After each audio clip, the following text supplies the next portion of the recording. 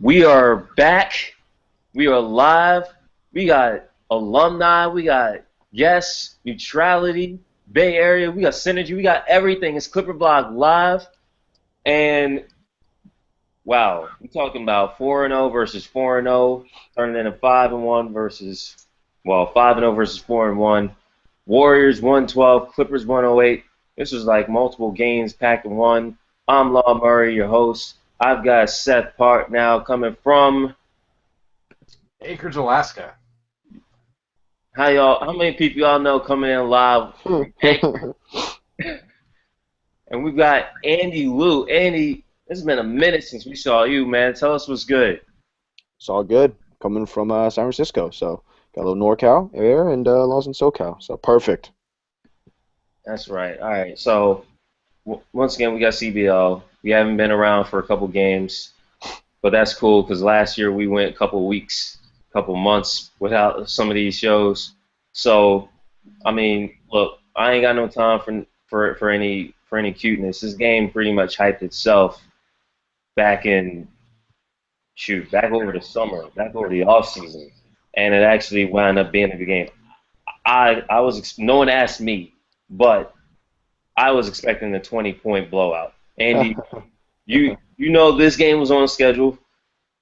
You know, it was replica ring night. I'm not sure how that was received in the Bay Area, so go ahead and tell us what people were thinking about this game. Yeah, so I mean, first things first. Those rings went on sale at like 7.15 for like almost $300 each. So always good to see what those guys are doing. The line was absurd. I was there for Steph Curry bobblehead night. That was a preseason game, and the line was, I think, even longer than the NBA Finals line. So fans would do anything to get something for free. And then in terms of what guys were thinking, yeah, I mean, I myself probably thought they were going to cover win by double digits with the way they were playing. And I don't want to jump in too quick, but this game kind of showed that the Warriors had some struggles, even though that they were beating teams by apparently 50 points. They did have some struggles, some things that they were needed to work on, just in terms of guys that were struggling with Clay, especially, and I'm sure we'll talk about that in a bit. So that kind of showed out, and Luke with first-time coaching in a close game, and what he was doing. Essentially, I watched barely half the game, but kind of was apparent that he took a little while to kind of get going to his best lineup, and maybe was a little shook. But all that is to be expected, I guess, at this point, just because the Warriors are outside of the guy Steph Curry, struggling a little bit. So Maybe are they almost kind of taking a front row seat to what he's been doing? I mean, this is it's kind of like if you like marry Linsanity to an actual all-star player. Seems to be kind of what's going on here with just kind of the absurdness. Because I mean, he's MVP last year, deservedly so, and front runner so far this year. But how long can he keep going like this with just kind of anytime you need a big shot, it doesn't matter where the defense is. He just kind of gives him a little shimmy shake and pulls up in someone's face, and away we go. yeah, I mean, the craziest part about this is that he actually struggles when season starts. I'm sure you, as a huge stats person, know this.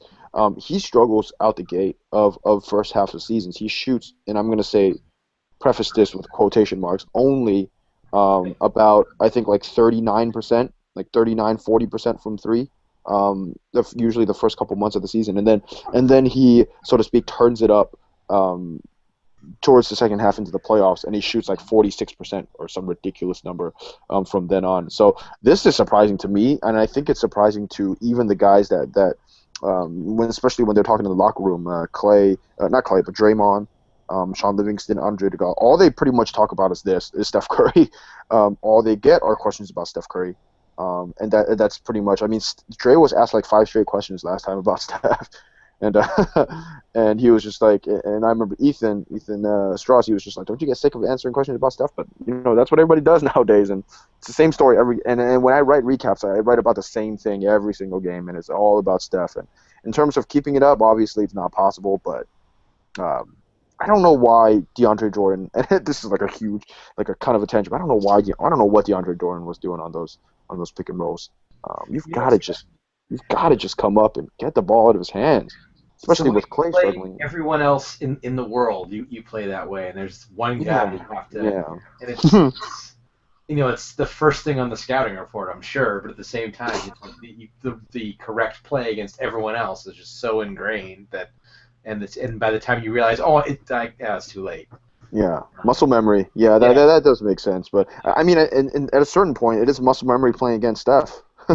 You've got to realize that I mean, they're one of the better teams at guarding Steph too. I mean, with CP3, he's one of the guys, him and Kawhi, that I feel are the only people that can give him trouble. But that apparently is not the case anymore since last season and now. So I thought Redick had a couple of nice possessions on him too.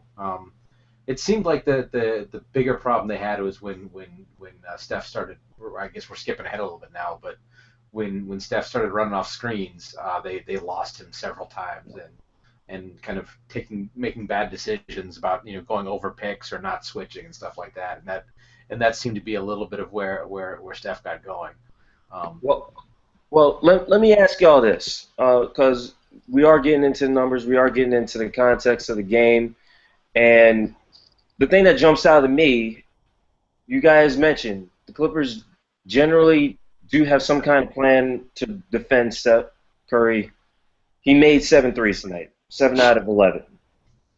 But inside the arc, he only made 1 out of his 6 attempts. So is there something there where maybe they should start overplaying Steph so that he's got to make a decision in the mid range instead of basically getting all this space, and he's got 30-foot range just about.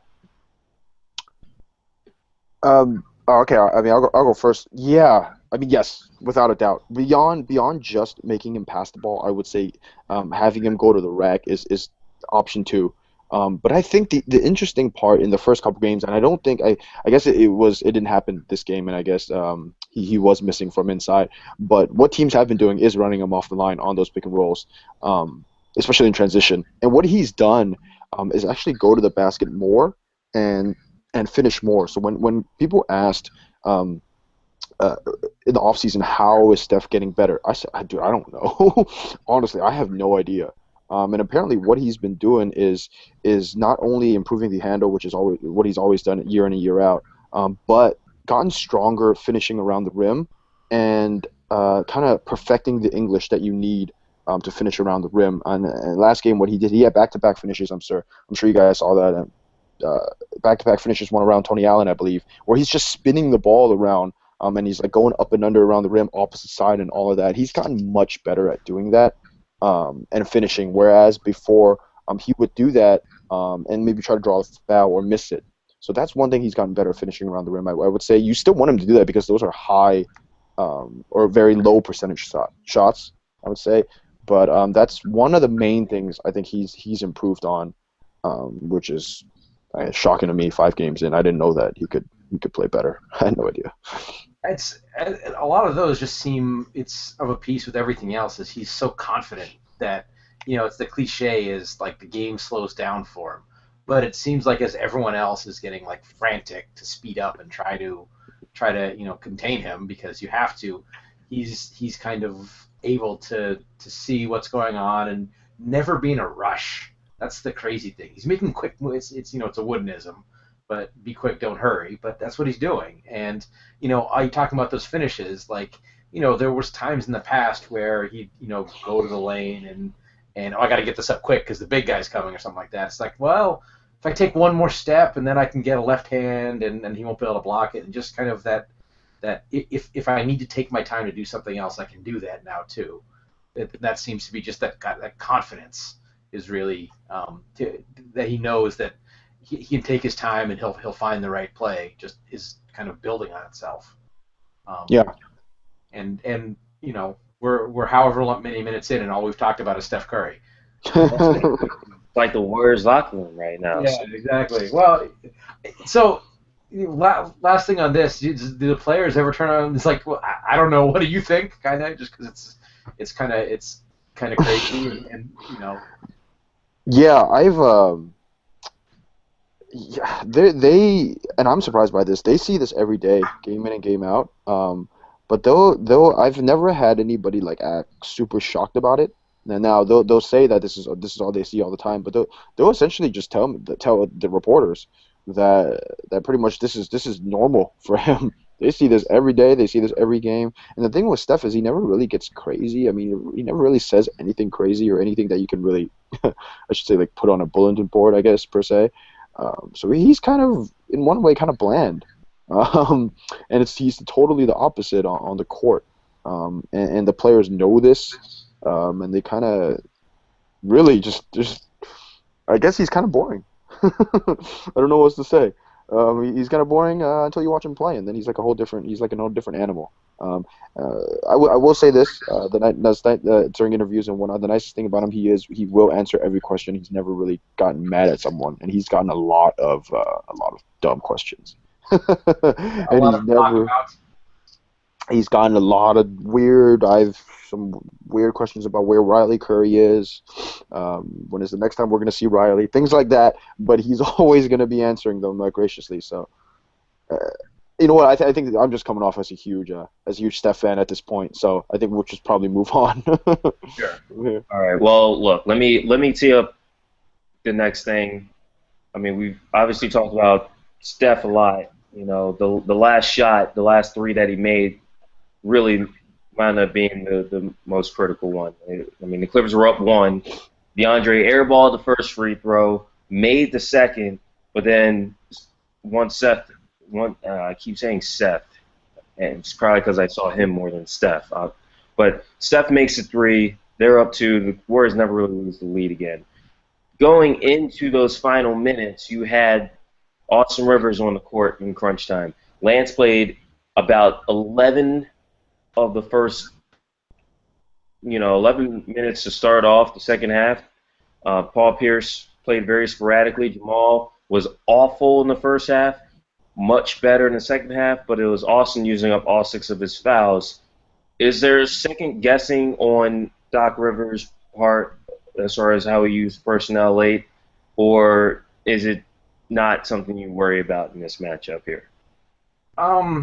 He second half he kind of, aside from kind of a few of those ugly possessions that Crawford had in the fourth quarter, he kind of got away with it in the second half. In the first half, especially kind of right at the start of the second quarter. I mean, that was kind of the Warriors kind of made their big run against the full second unit lineup of the Clippers, and that's not something new. It's something that it seems like it happens every game. And I actually at halftime I went and looked it up. And last year in the first 3 minutes of second quarters, the Clippers were outscored by. Uh, if you extrapolate over a whole game, they would have lost every game by 19 points by the amount they got outscored just that first kind of segment of the second quarter.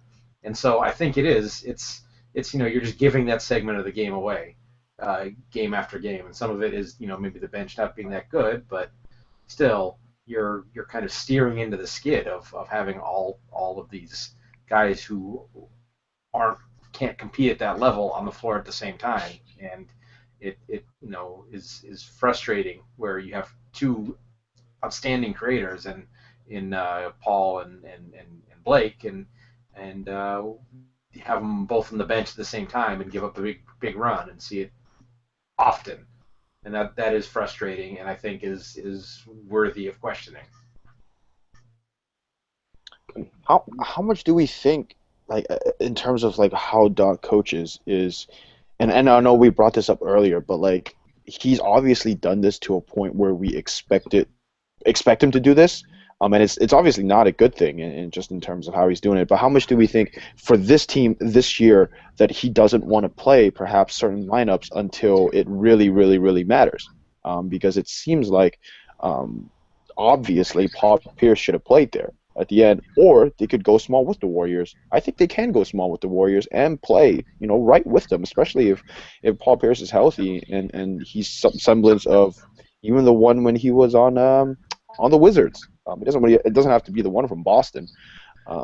if they play him at the 4, and I saw this somewhere where somebody was talking about it. If they play him at the 4 and they play Blake at the 5, I see no problems.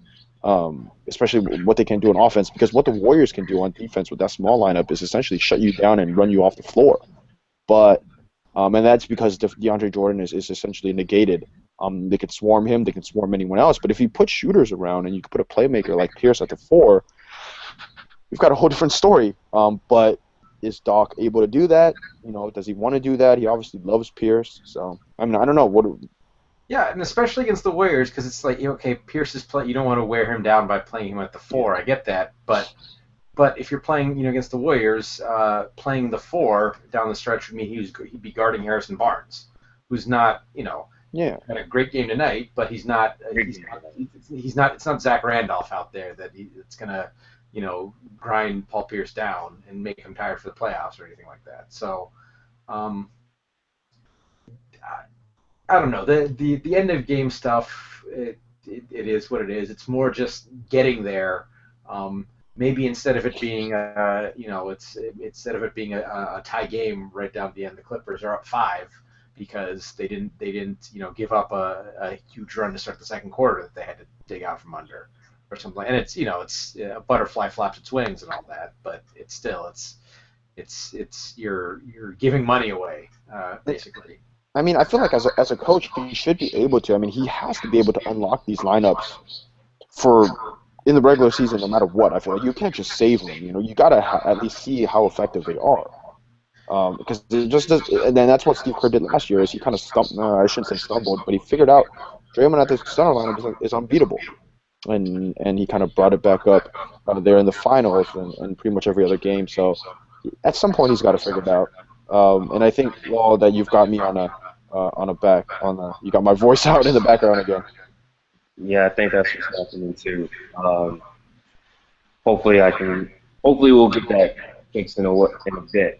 But in the meantime, question that I have for you guys: Chris Paul obviously had a huge first half. We're talking about 20 points in the first half. He hadn't had 20 in a game coming in. But the Clippers were getting blown out before he really got on a roll. Second half, Chris gets in foul trouble. Clippers go on a big run, and basically at one point they outscored the Warriors by 27 in between Steph's big 3 in the second, where it was like a 4-point play opportunity. Zelly was fouled on the screen, and again, like towards the end of it, going into the fourth quarter. Why do you think the teams played better when their point guards were unavailable for long stretches of the Go ahead. That's a good question. I don't have a good answer for you, especially the way Paul started the game out tonight. Had 20 in the first half. He,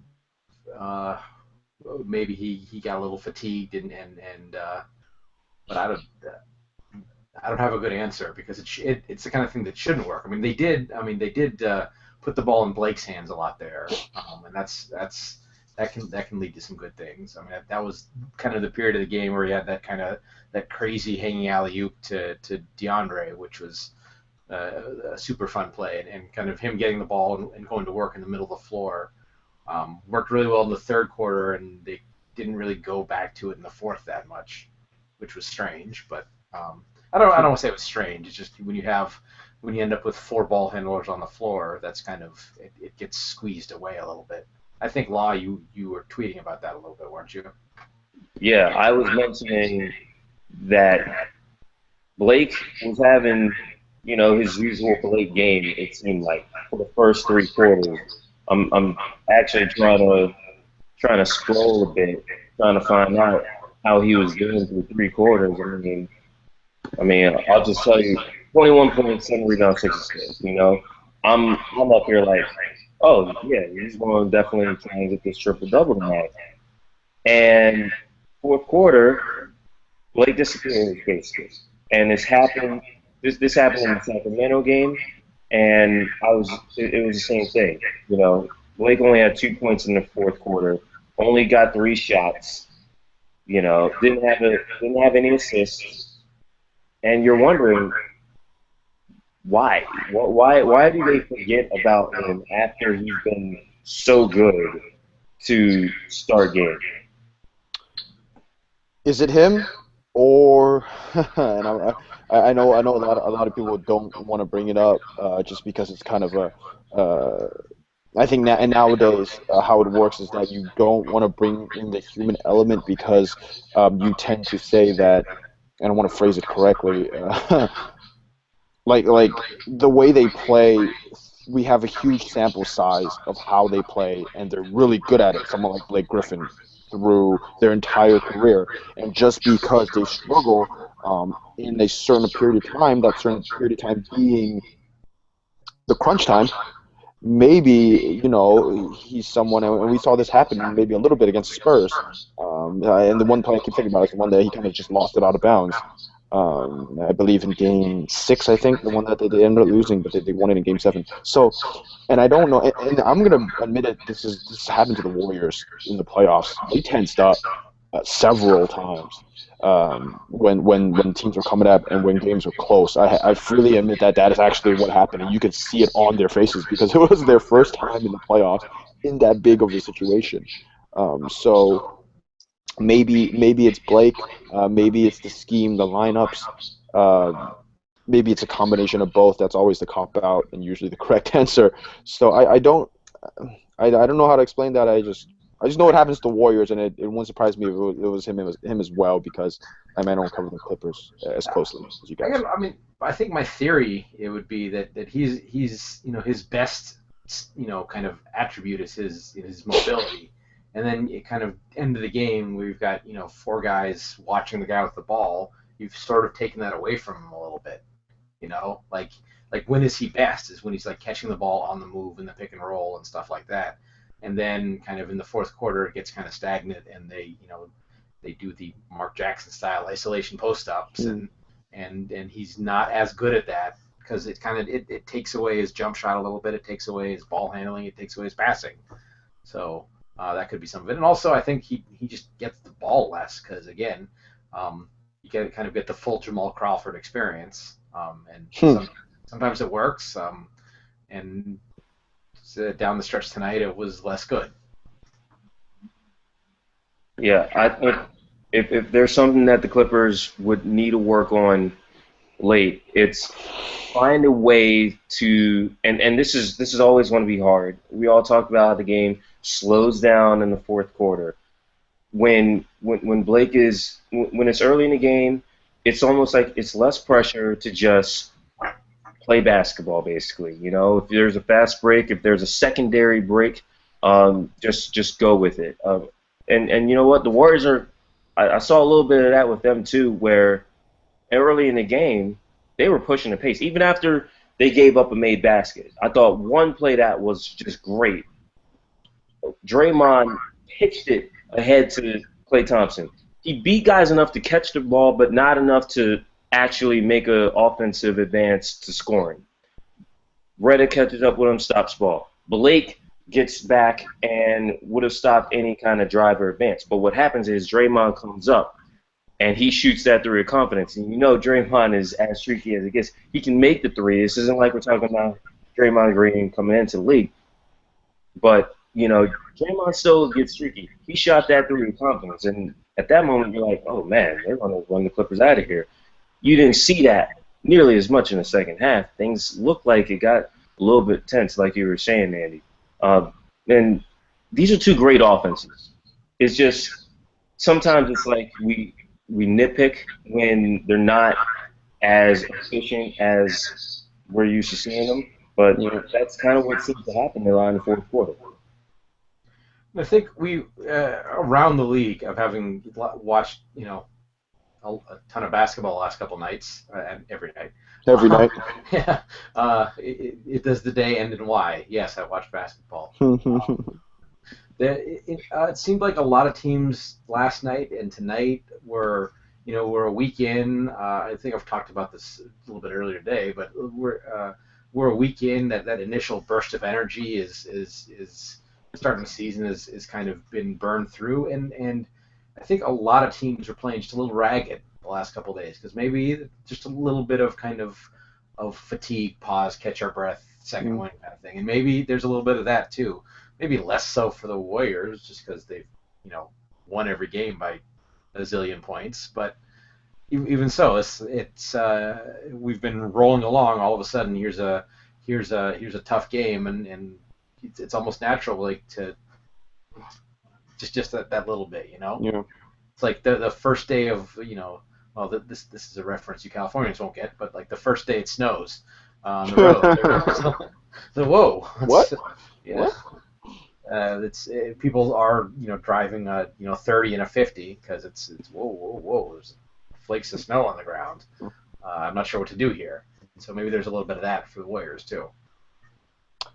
Yeah, I tend to agree just because, and I think we're gonna get, or at least I am gonna get into a point here just complaining about the season. But I'm actually very shocked, as usual for me, bringing it back to the Warriors, as to how hard they came out to play. These first 5 games, I mean, they're going exactly the same way they played last season, honestly. I mean, go ahead. No, I think that certain people, Doc Rivers, for example, did them a pretty big favor by the kind of the between the lucky comments, which were probably blown out of proportion, but Yeah, they were. Absolutely blown out of at, proportion. Come on, at the very least, kind of ill phrased by Doc, but also like the Spurs being favored like in Vegas and stuff like that. It's like and people just kind of wait. There's kind of I have to feel like, and you're closer team than I am, but there's a wait. What about us? Did you see what we just Yeah. did? Why you what? Okay, and then I think that's oftentimes that the repeat is hard to find the motivation. Well, if people are telling you didn't really win, it's like oh really? Well, I guess we'll show you then. And Yeah. that's kind of what they've been doing through the first week plus. And I mean, they're like any other team. They're gonna find the littlest stuff and just blow it out of proportion just to try to motivate themselves, and that's fine. I mean, every team does this, especially I see this a lot in football. Just find the most unnecessary thing and just make it seem like that's the end of the world. And this team, that's what this team is doing, especially with Clay, Bogut. Those guys are like legitimately annoyed by this. And if you were a sane person that's not a superhuman athlete at the top of their game, like honestly, like myself, or I don't know about you guys, but I wouldn't care. Like I got my ring, and I'm ever won a championship. I personally wouldn't care, but that's just me. I'm not. I'm not a competitor like these guys.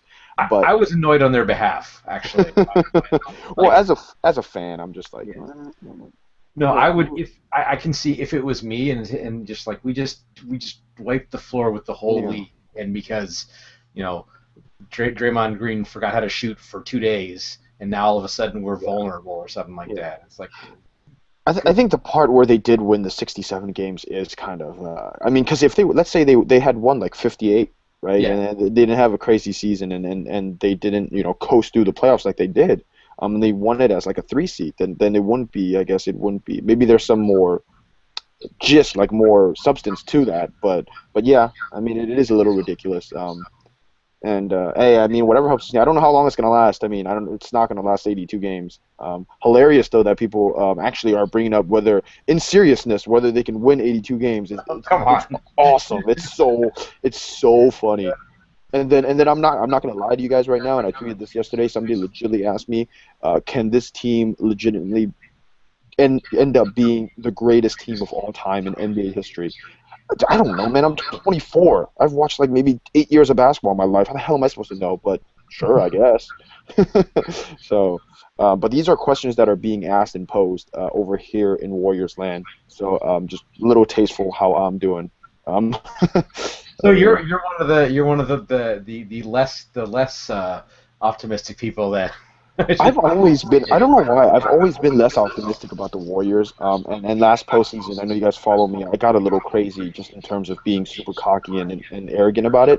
But I've always been kind of tempered down about the Warriors. And I picked OKC last year. I think I picked OKC the year before. And I was going to pick OKC again. But I think I didn't want to piss too many people off. So I just went Warriors. Whatever. I just picked them to repeat just so I didn't have to deal with everybody making fun of me again for another year. a life hedge. Yeah. well, let Yeah. me well let me bring you back real quick It's funny, Andy, you mentioned about being more motivated after the championship. I won a championship my junior year in college intramural basketball. I jumped ship from that team just because I just felt like we went to the nationals and was like, y'all ain't trying to really play. So I try to get my own thing. The disease of Moore hasn't infiltrated the Warriors just yet. But bringing it back to the Clippers, we do have some fan questions on CBI tonight.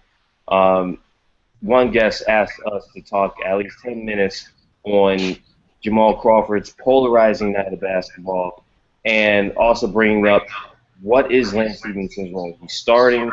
He's not. He hasn't been terrible. He actually hit a couple of threes tonight. Um, and I mentioned earlier tonight he played almost the entire third quarter, and then in the fourth quarter disappeared.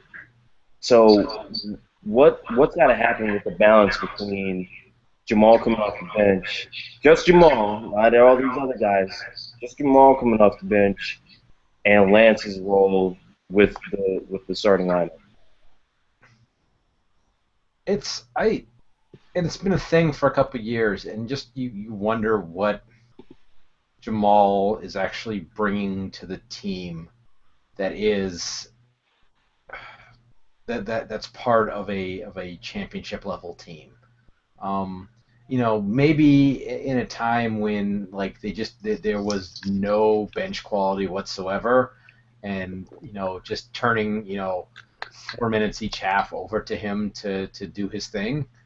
Maybe that worked. I don't think that's not good enough, and that with the additional talent on the team this year, it's not something that should happen anymore. But it's an old habits die hard kind of thing, and so there's still too many of those possessions, I think, where it's a lot of Jamal going one on one from the perimeter, and it's on his night that can work, but it's not with enough consistency that it's something you really want to rely on. That's kind of how I feel about it. What do you think, Andy? Yeah, I mean, the thing with it is you know a lot more than me. The only thing I would bring up is just I was actually a fan of Lance Stevenson. All the off the court things aside, Lance Stevenson, Josh Smith. I know that I say that I hate Josh Smith a lot, but what's the way this team plays? I liked the pickups. I like those guys.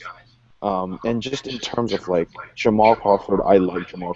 I don't know. I like these guys just because I feel like they're on a team that can maximize their talents just because of Chris Paul.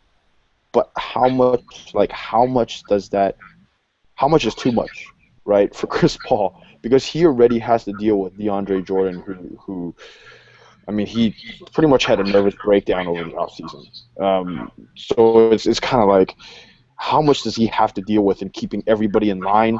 Not only, let's say, like on the bench, off the court, or whatever, but like on the court. I mean, guys like you have Lance Steven that's probably trying to blow in guys' ears, or Josh Smith doing transition threes, which he made one actually, which was awesome because he does weird things like make a bunch of transition threes sometimes, and it's like amazing.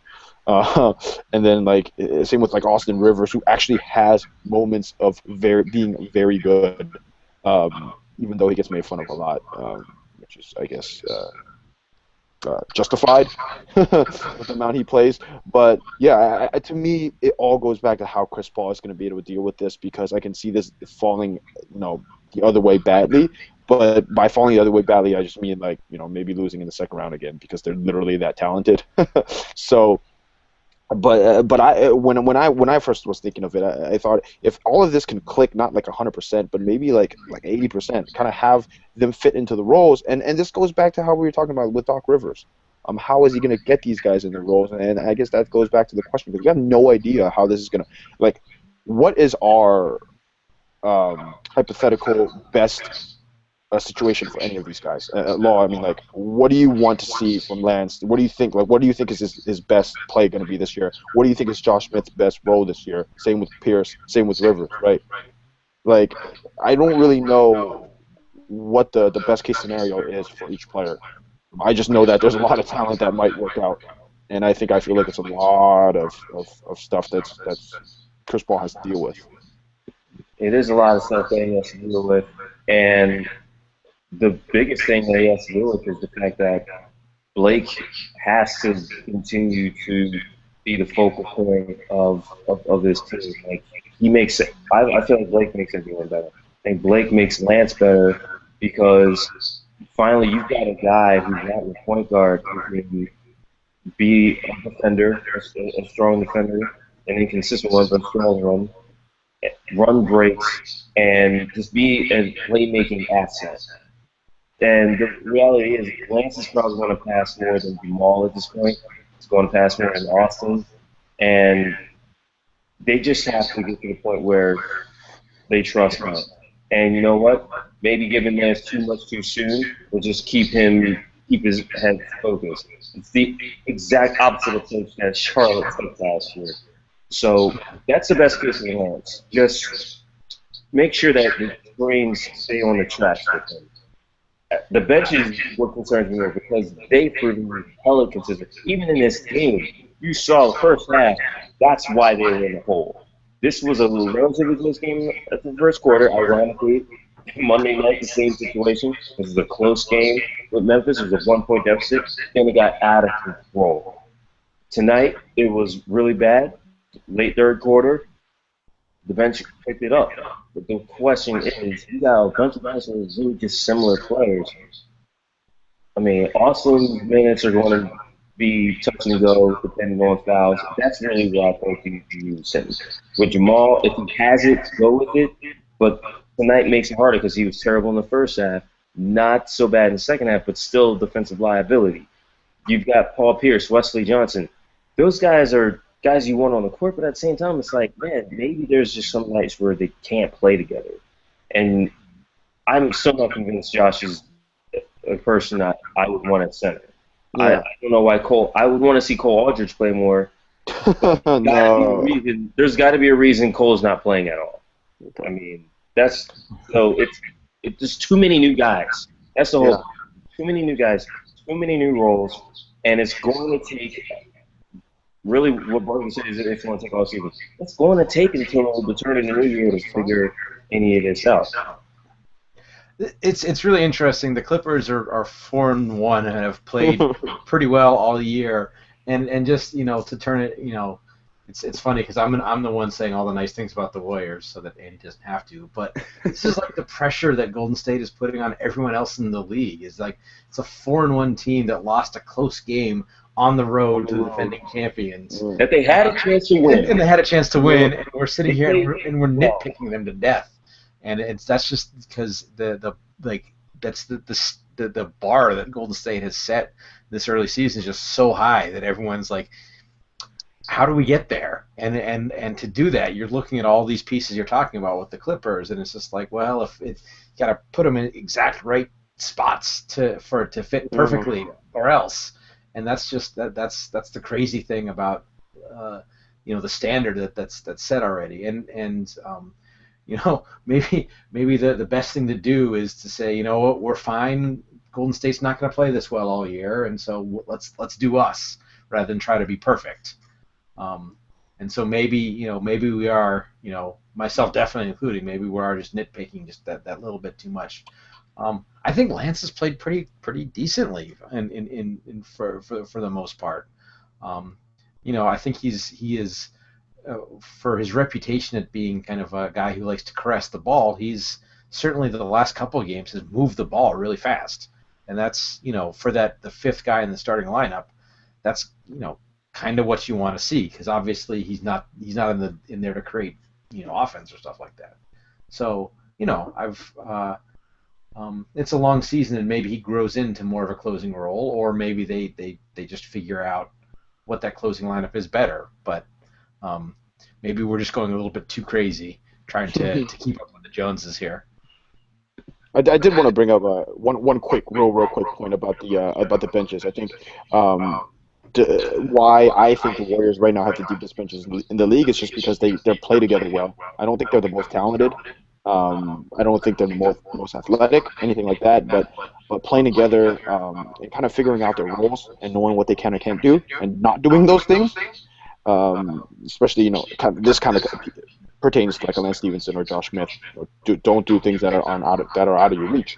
So I kind of compare it to the Spurs, and so that's how I feel like top to bottom the Warriors have one of the highest IQ teams in the league, and that certainly helps for them. And if the Clippers can get there, not all the players obviously, but if Doc and Chris Paul can get them in line, just some sort of way, I feel like go a long way for the season. Like you're talking about, like no one's ever going to get mad at like Maurice Spates for jacking shots Yeah, because Maurice Spates is in the game to jack shots. yeah. So if whereas what like Law was talking about, what are these guys in the game to do, and the Clippers haven't quite sorted that out yet. So Absolutely. one last big question tonight, and this is incorporating a couple of responses that we got. Most notably from one of my favorite guests, just from the all name, basically all CBL 13 Byron Mullen. Um, you know, I just want to give him a shout out. We, you make a point. Maybe we're being nitpicking with Clippers. We're being very critical with them. Um, as you know, I follow the NFL. Jim Caldwell, Detroit Lions coach, they're terrible this year. Had an interesting point about the media being like the dungeon of doom or something like that. And you know what this Clippers team is about. They've been in the playoffs now. The last four seasons. The expectations have risen. Um, how are you feeling? You're the Clippers. You got 2 days off before the game against Houston, where it's scene of the crime. That'll be Saturday night. How are you supposed to feel coming from the Bay Area back down? You got 2 days before your next game. Do you feel, hey, we're 4-1, great start, or do you feel like you have to get used to this kind of nitpicking feeling for 6 months? As a kind of a more veteran team, not getting not getting too high, not getting too low has to be the way they approach it. Um, it's not always easy to treat them that way, just because and maybe this is part of Doc's best qualities as a coach is kind of taking a lot of the heat and emotion on himself from the media. Yeah. But that kind of has a way of sort of heightening everything, and who knows how much of that the team is actually feeling. Um, and you got to think that we're 5 games in, we've got 77 more of these, and then 15, 20 more to go after that. So it's you're disappointed, watch the film, wash it off, and move on, rather than cry yourself to sleep tonight or something like that. Yeah, I think the Clippers, a team like this, is probably used to this by now. Just the kind of the ups and downs, and especially with what I feel like is probably the best rivalry on and off the court in the NBA right now. They'll probably tonight they'll be a little tough, but I think just in terms of how the Warriors feel, and I only bring it up because I because I'm around them so much, is they're when they won the game against the Phillies by 50s. It wasn't nothing crazy in the locker room, and also throughout last year there was no crazy celebrations, nothing too insane throughout the regular season when they were on their way to 67. So I don't know how the Clippers run their locker room, but I'm going to assume here with a team like this with so many veterans that's been through so much of this. I mean, much worse than this. I think used to it should be fine. And then they lost by 4 on the road to the Warriors. Not so bad. With Stephen Curry hitting pull up off the dribble threes from 30 feet. So you know, it's not the worst case scenario at this point. Although I will say that they aren't playing their best. So and when they are, I think what I feel like is probably the second best contender in the West behind KD or OKC. All right, so check this out. I'm gonna close it out tonight. I mentioned the Rockets are next on the schedule. I have some breaking news. Lil B, the bass god, is following ClipperBlog Live. Ooh. So to close the show out, guys, this might be the first show that he's watching. How are we supposed to address this? Does Calm he down, follow April. you? Does he follow you guys? He follows me. He follows me. So I don't know. I don't want to say anything too crazy here. I don't want to cross the line.